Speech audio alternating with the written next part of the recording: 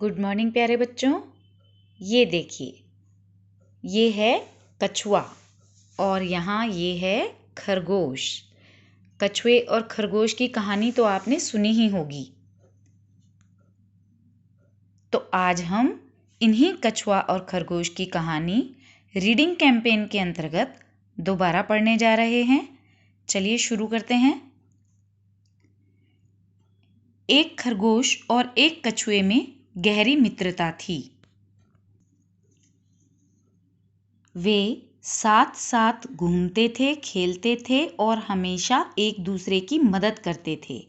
एक बार खेल खेल में दोनों ने दौड़ प्रतियोगिता करने की बात सोची। उनको बरगद के एक पेड़ तक पहुंचना था। यह पेड़ वहां से कुछ ही दूर एक गांव के ठीक बाहर था। ये देखिए, ये रहा हमारा पेड़। इस पेड़ तक कछुआ और खरगोश को रेस लगानी है। ये हमारे कछुआ और खरगोश तैयार बैठे हैं रेस लगाने के लिए। आगे पढ़ते हैं। यह निश्चित हुआ कि जो वहां पहले पहुंचेगा वही विजेता कहलाएगा। दौड़ शुरू हुई। खरगोश, जो कि खूब तेज दौड़ता था और उछल उछल कर चलता था, बड़ी तेजी से आगे निकल गया। कछुआ अपनी आदत के अनुसार चल रहा था, एकदम धीरे धीरे। कुछ देर दौड़ने के बाद खरगोश ने पीछे मुड़कर देखा तो उसे कछुआ दूर तक कहीं दिखाई नहीं दिया। पास में ही एक ऊंचा घना पेड़ था। धीमी धीमी हवा चल रही थी। खरगोश ने सोचा कि थोड़ा सुस्ता लेता हूँ, फिर जल्दी से आगे बढ़ जाऊंगा। कछुए को तो यहाँ तक पहुँचने में अभी देर लगेगी। यह सोचकर वह पेड़ के नीचे लेट गया। ये देखिए, ये खरगोश पेड़ के नीचे आराम से लेटा हुआ है। कछुए को तो यहाँ तक गया। ठंडी हवा ने उसे झटपट सुला दिया। अब ये देखिए, उसे नींद आ गई है।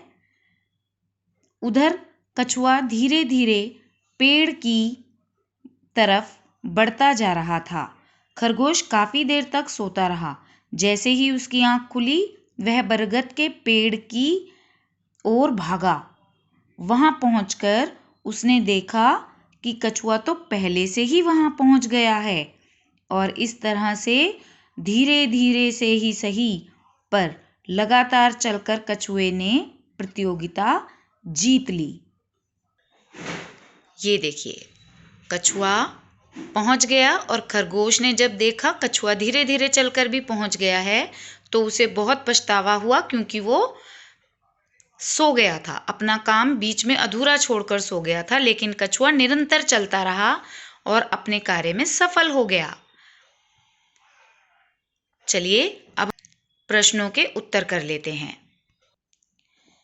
इस कहानी को अच्छी तरह पढ़कर आप अपने परिवार के सदस्यों को सुनाएंगे और चाहें तो आप पपेट बना करके भी इस स्टोरी को, जैसे हमने आपको दिखाया है, इस तरह से आप दिखा सकते हैं और अपने परिवार में सुना सकते हैं।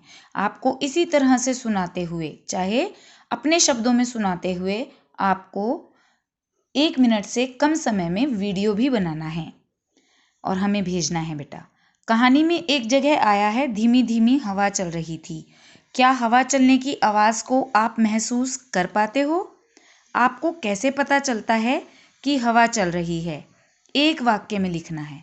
आपको लिखना है, हाँ, हम हवा चलने की आवाज़ को जब बहुत शांति होती है तो महसूस कर पाते हैं, और जब हवा चलती है तो हमें उसकी ठंडक महसूस होती है, जिससे हमें पता चलता है कि हवा चल रही है। क्या अपने माता या पिता के साथ बाजार जाते हैं आप? वहाँ पर आप किस तरह की आवाज़ें सुनते हैं? वे आवाज़ें आपको कैसी लगती हैं? इसके बारे में 2 या 3 वाक्य लिखने हैं। तो आप बाज़ार जाते हैं, लिखेंगे, हाँ, हम अपने माता पिता के साथ बाज़ार जाते हैं। वहाँ पर हमें, बाज़ार में जाते हो तो हमें गाड़ियों की, वाहनों की आवाज़ सुनाई देती है, सब्जी वालों की आवाज़ सुनाई देती है, या घंटियाँ, मंदिर की घंटी की आवाज़ सुनाई देती है। हमें आइसक्रीम वाले की आवाज़ सुनाई देती है। तरह तरह की आवाज़ें हमें सुनाई देती हैं। और ये आवाज़ें कैसी लगती हैं? कुछ आवाज़ें हमें अच्छी लगती हैं तो कुछ आवाज़ें हमें अच्छी नहीं लगती हैं। जैसे ट्रैफिक का हॉर्न बजता है तो हमें कानों में वो चुभता है, या लाउड स्पीकर की तेज़ आवाज़ हमें कानों में चुभती है। तो आप ऐसे लिख सकते हैं। इस कहानी में धीमी धीमी, धीरे धीरे जैसे शब्दों के जोड़े का प्रयोग हुआ है। इस प्रकार के शब्दों के जोड़ों की प्रयोग से भाषा में सुंदरता आती है। आप भी किन्हीं 5 शब्दों के ऐसे जोड़े बनाकर लिखिए। जैसे हम लिखते हैं, मान लीजिए, ठंडी ठंडी, थोड़ी थोड़ी, छोटी छोटी, हल्का हल्का, धीमी धीमी या मोटा मोटा। हम इस तरह के कुछ शब्दों को लिखते हैं बार बार। इन चीज़ों इस तरह आप इनको लिख करके हल कीजिए और भेजिए बेटा। थैंक यू बेटा।